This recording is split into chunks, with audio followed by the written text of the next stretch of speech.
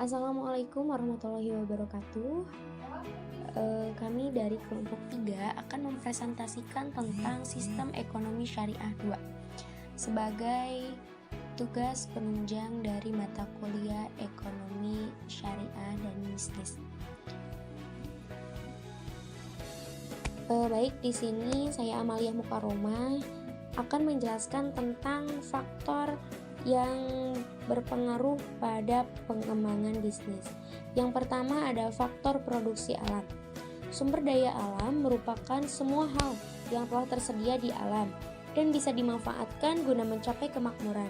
Ini termasuk lahan, lingkungan alam, dan semua kekayaan yang terdapat di alam.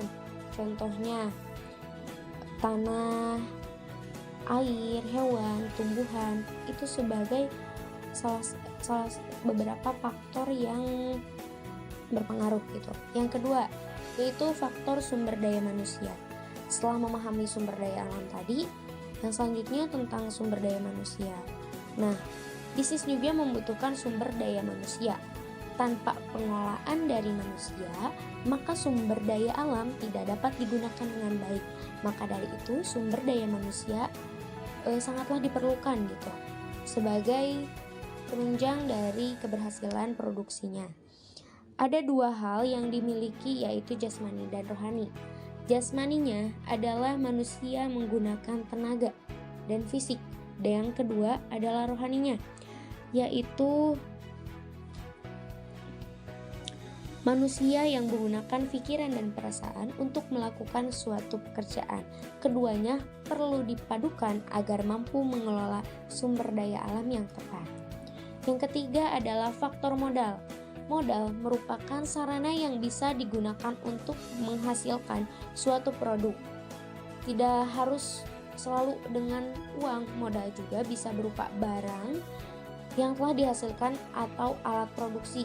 Contohnya dari modal yaitu modal tetap, lancar, modal diri sendiri atau asing, modal individu dan publik, serta modal-modal lainnya gitu.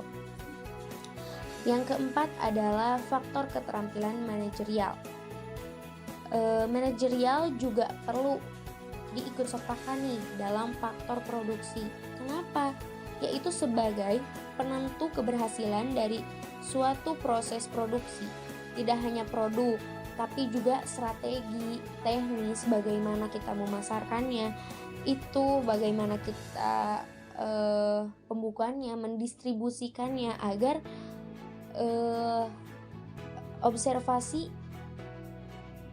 yang kita lakukan tercapai dan produk yang kita atau bisnis yang kita jalankan itu tercapai dengan bagus dan sesuai dengan apa yang kita inginkan gitu. Sekian, terima kasih. Assalamualaikum warahmatullahi wabarakatuh. Perkenalkan, nama saya Rikan. Di sini saya akan menjelaskan tentang sinergitas faktor-faktor produksi. Setelah mempelajari berbagai faktor dari kegiatan produksi, pebisnis perlu memahami pula apa yang menjadi contoh dalam kegiatan tersebut, yaitu sebagai berikut. Yang pertama yaitu lahan pabrik. Misalkan ada lahan tanah. Nah, lahan tanah ini dibeli oleh suatu perusahaan dari tanah negara yang dikelola pemerintah daerah dengan sistem sewa jangka panjang. Yang kedua yaitu alat produksi. Faktor produksi ini berupa pabrik dan seluruh alat operasional perusahaan yang didatangkan dari negara asal perusahaan. Beberapa partisi alat diproduksi di Indonesia dengan tujuan ekonomis. Yang ketiga yaitu nikel dan bahan baku pembuatan produk. Pembuatan produk smartphone didukung oleh adanya bahan baku alam yang didapat dari kerjasama perusahaan dengan perusahaan tambang nikel di wilayah setempat. Yang keempat yaitu tenaga kerja. Faktor produksi tenaga kerja diperoleh dari campuran tenaga kerja asing dan tenaga kerja lokal yang direkrut setelah proses pembangunan pabrik dan proses produksi bisa berjalan.